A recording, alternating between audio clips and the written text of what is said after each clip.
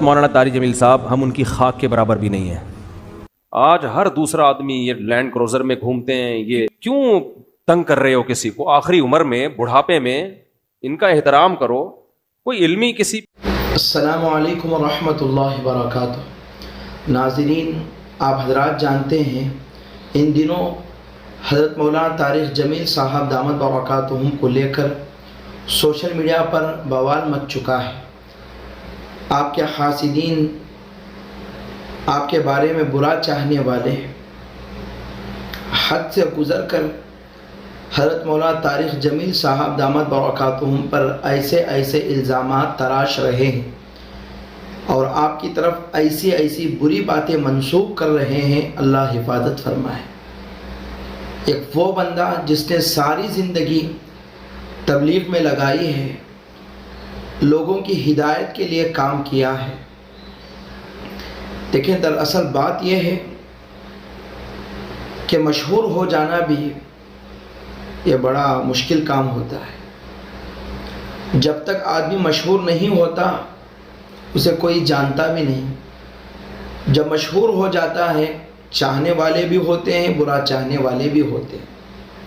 میں مانتا ہوں حضرت مولانا طارق جمیل صاحب دامت برکاتہم سے ان کی زندگی میں کچھ غلطیاں ہوئی ہوں گی، بیانات میں بات آگے پیچھے ہوئی ہوگی، لیکن ہم نے بارہا دیکھا ہے کہ مولانا طارق جمیل صاحب سے جب کوئی غلطی ہوتی ہے اور انہیں کوئی ان کی غلطی پر آگاہ کرتا ہے تو فوراً علل اعلان معافی مانگتے ہیں. اس سے بڑھ کر کیا بات ہو سکتی ہے؟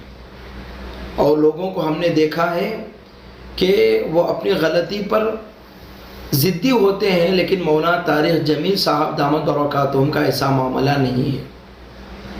اسی سے متعلق حضرت مولانا مفتی طارق مسعود صاحب دامت برکاتہم نے چند باتیں ارشاد فرمائی ہیں جو باتیں سننے کے قابل ہیں، شاید کہ کسی کو ہدایت مل جائے. مولانا طارق جمیل صاحب پہ مجھے بہت ترس آتا ہے، کیونکہ میں ان کے مجاہدے جانتا ہوں. کیسے زندگی میں دولت کو لات ماری ہے انہوں نے، کیسے مجاہدوں میں ٹائم گزارا، پوری زندگی تبلیغ میں چل چل کے پہیا بن گئے. آج ہر دوسرا آدمی یہ لینڈ کروزر میں گھومتے ہیں. یہ بھائی وہ کروڑ پتی خاندان میں پیدا ہوئے ہیں، پھر بھی انہوں نے دولت کمائی نہیں. جو کچھ ملا باپ کی وراثت ہے. تو اس پہ کیوں تنگ کر رہے ہو کسی کو؟ آخری عمر میں، بڑھاپے میں ان کا احترام کرو. کوئی علمی کسی پہ کوئی اعتراض ہے تو وہ شائستہ انداز میں بیان کر دو. کیسی انگلیاں اٹھا رہے ہیں دربار میں جانے والے. کبھی 1 روپے کے لیے کسی سرکاری دربار میں نہیں گئے ہیں. وہ 1 روپے لینے کے لیے بھی نہ کسی سے ملے ہیں. جب ملے ان کو تبلیغ کرنے کے لیے ملے. وہ مبلغ ہیں، داعی ہیں. اور یہ جتنے لوگ اعتراض کر رہے ہوتے ہیں نا، خود ان کا ذرا سا بھی کام ہونا تو پھر دیکھو یہ کیسے درباری بنتے ہیں. یہ تو جس کو باپ سے دولت ملی ہے اس کو بھی چین سے نہیں جینے دیتے. باقی کوئی اعتراض ہے کرو. ہاں، کچھ یہ ضرور ہے کہ ایسے مشہور لوگوں کو بعض دفعہ کچھ دائیں بائیں لوگ کیش کرا رہے ہوتے ہیں. دائیں بائیں کچھ لوگ ایسے ہوتے ہیں جو ان کے نام کو استعمال کر رہے ہوتے ہیں. تو وہ ٹھیک کا مطلب یہ نہیں کہ ان کے دائیں بائیں کوئی بھی ہوگا وہ بھی 100% ٹھیک ہی ہوگا. بہت ہم نے بھی اپنے ساتھ دیکھا ہے. ہم تو اتنے بڑے آدمی ہیں نہیں، لیکن ہمارے نام کے منجن لوگ بیچ رہے ہوتے ہیں. ہمارے نام پہ کیا کیا 2 نمبریاں ہو رہی ہوتی ہیں. لیکن مولانا کو ہم ذاتی طور پہ جانتے ہیں، سخاوت کا دریا ہے، غریبوں کے لیے، مساکین کے لیے. اخلاق ان کے دیکھو یار، اتنا حوصلہ، اتنی برداشت میرے اندر تو نہیں ہے، صحیح بتا دو. عبادت گزار ہیں، تہجد گزار ہیں. تو لیکن طنز دیکھو. ہر دوسرا آدمی مالداروں سے ملتے ہیں، غریبوں سے نہیں ملتے. تم نے ملتے ہوئے دیکھا ہے ان کو؟ غریبوں سے ملتے ہیں کہ نہیں ملتے؟ ان کی ویڈیوز آ جاتی ہیں جب دولت مندوں سے مل رہے ہوتے ہیں. ٹماٹر والے سے ملتے ہیں تو کوئی ویڈیو نہیں بنا رہا ہوتا، کیونکہ پروگراموں میں ویڈیوز بنتی ہے نا، ہر جگہ تھوڑی ویڈیو بنتی ہے. ہیجڑوں پہ محنت کریں تو یہ ان کا حوصلہ ہے. کہتے ہیں دیکھو ہیجڑوں کے پیچھے پڑے ہوئے ہیں. یار تم جاؤ 2-4 منٹ کسی ہیجڑے کے ساتھ بیٹھ کے تبلیغ کرو، اس کو تمہیں اندازہ ہو جائے گا. تو بس کر دو منفی باتیں پھیلانا، بس کر دو. اور پتہ ہے یہ منفیت بار بار، وہ بھی برا، وہ بھی برا، وہ بھی برا، وہ بھی ایسا، سب خراب ہیں، یہ صحیح ہیں 4-6 آدمی بس دنیا میں جو کمنٹس کر رہے ہوتے ہیں نیچے.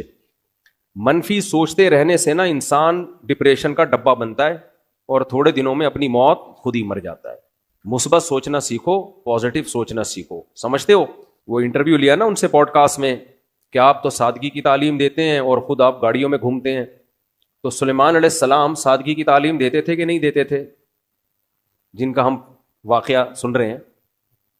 اور ایسا عرش رکھا ہوا تھا, آگے آ رہا ہے, ایسا تخت, لگژری تخت تھا کہ آپ کی سوچ جہاں ختم ہوتی ہے وہاں سے سلیمان علیہ السلام کا تخت شروع ہوتا ہے.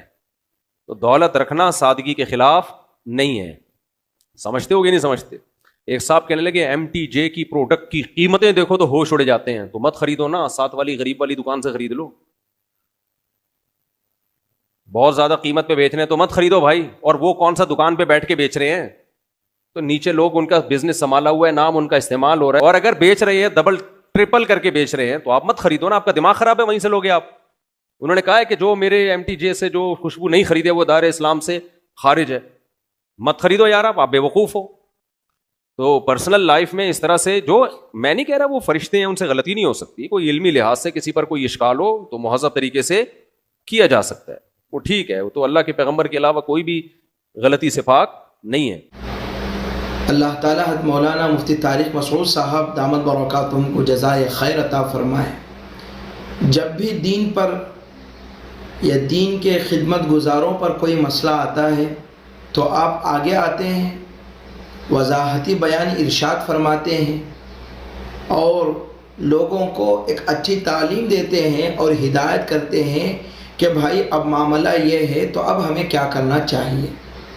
تو چلیے اب ہم حضرت مولانا مفتی طارق مسعود صاحب دامت برکاتہم کا یہ بیان بھی سنتے ہیں. ہو سکتا ہے یہ بیان قدیم ہو یا مختلف بیانات جوڑ کر سامنے رکھا گیا ہو, لیکن اس موقع اور محل کے اعتبار سے بالکل حضرت مولانا مفتی طارق مسعود صاحب دامت برکاتہم کی یہ باتیں جو انہوں نے مولانا طارق جمیل صاحب دامت برکاتہم کے متعلق کہی ہیں, آپ کے حق میں کہی ہیں, بالکل درست ہیں.